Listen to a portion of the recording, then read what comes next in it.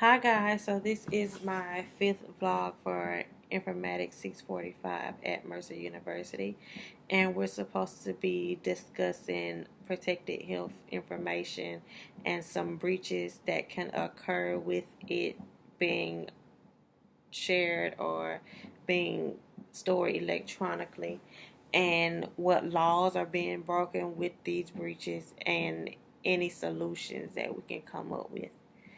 So, protected health information is any information about health status, provisions of health care, or payment of health care that can be linked to a particular individual.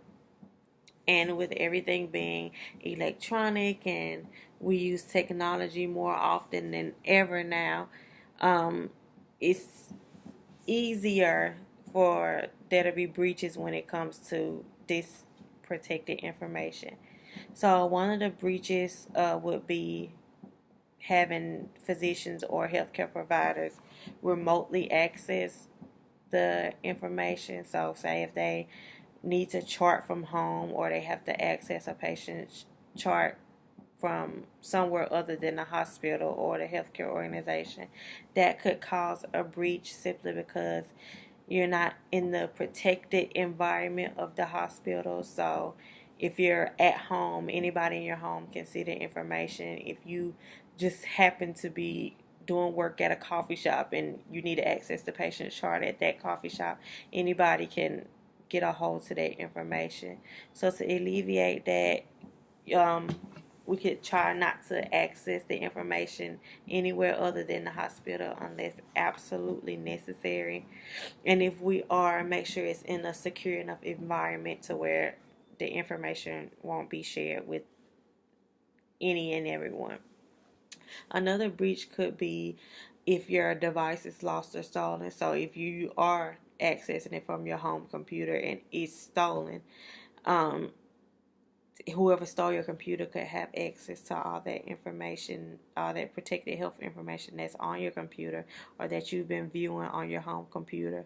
So a way to alleviate that would be, I guess, to encrypt the health information and to help to not let anyone who could steal it and break into your computer or get past your passwords be able to access that health information.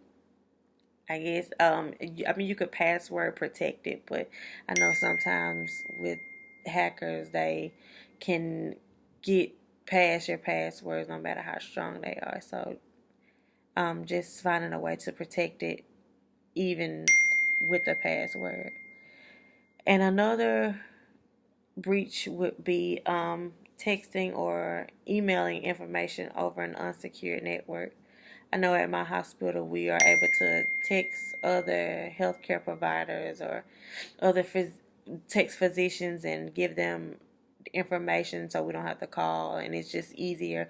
But you never know who that text could truly be going to. Somebody else could have that phone and that's not on the treatment team and see that information. You can mistakenly send a text to the wrong person, and then the information that's supposed to be protected gets in the wrong hands. So um, to alleviate that, if it is any critical values or anything super important, don't send it via text or don't communicate it with them over email. Try to call them or speak to them face to face and give them that information. Only communicate via text if it's absolutely necessary, or if you're super busy or in the middle of caring for a patient and you need an urgent way to get in contact with them. Texting would work, but just no super important information that could get into the wrong hands. And any of these violations would be violating HIPAA privacy laws.